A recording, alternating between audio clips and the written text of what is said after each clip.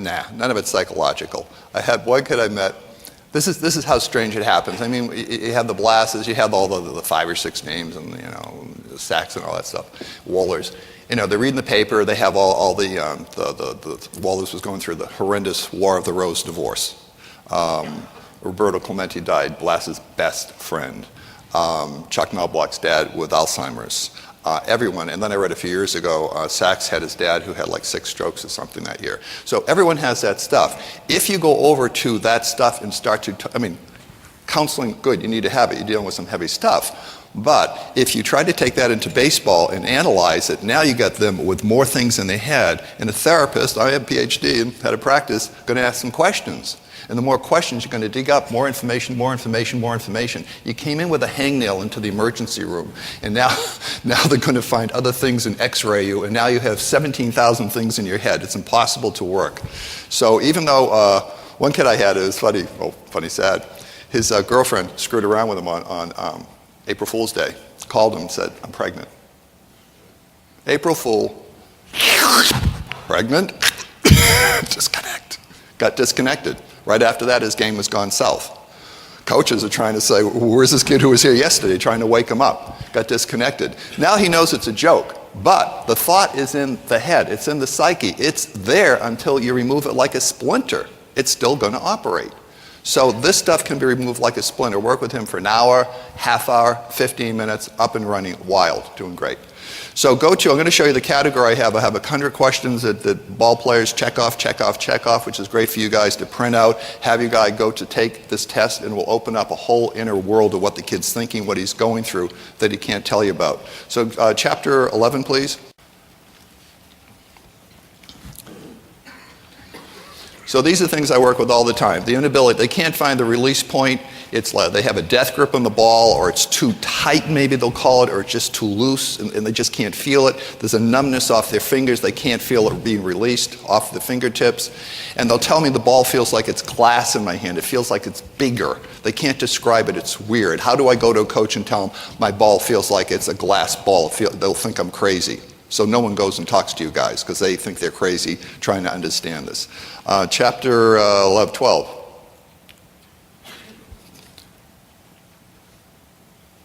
Thanks. Everyone, when you lose something, a wallet, a friend, a cat, a loved one, you lose your arm, you get depressed. You get anxious, you get fearful, you're worried about throwing. The imagination could go in and remove a depressed feeling like that. It can take anxiety out like that, it can take fear out. Anything that's there can be addressed by your imagination rather than left brain talk. Chapter 13, please.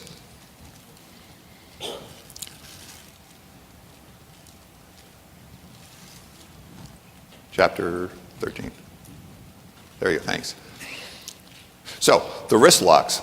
The imagination can take a wrist that is locked and open it immediately. I do it on the phone, they feel a shift, they feel a warm feeling in their body, the tension in the hand starts to come out. The arm is stiff, it can get rid of that. The arm that locks, the tension in the shoulders. Right, physical therapy, doing things, trying to relax them and all that. Imagination gets a character, an image that makes your shoulder tight, takes it, shifts it, and all of a sudden they go, wow, it's gone. It sounds weird, but it works. Next, chapter 15.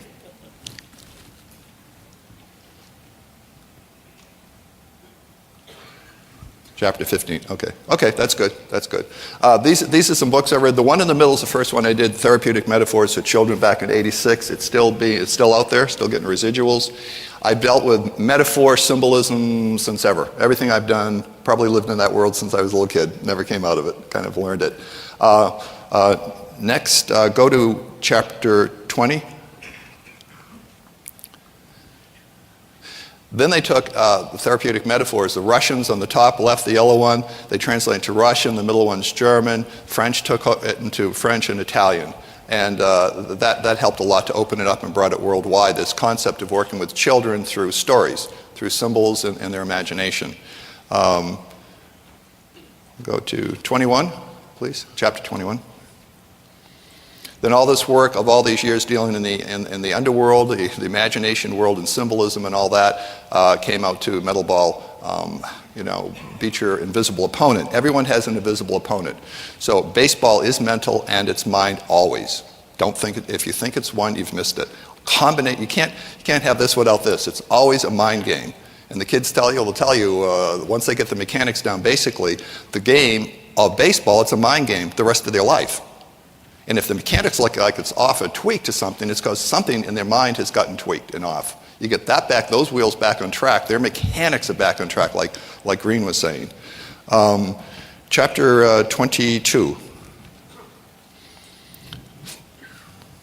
Thanks to Dr. Crowley and his methods, in 2005 I was able to come out of one of the largest slumps of my archery career. I went on that year to make the 2005 U.S. World Team, and later that year I went on to win the 2005 U.S. Open by defeating the former #1 ranked archer in the world and 2 former Olympic medalists. Thank you, Dr. Crowley. Yeah, archers have the same thing pitchers do. They have to have really that concentration. One thing Guy Kruger was having was he was just before he won the 205 Open. He's holding the bow up, and all of a sudden, it starts moving by itself, like the muscle. Coach gets upset. Hey, back up again.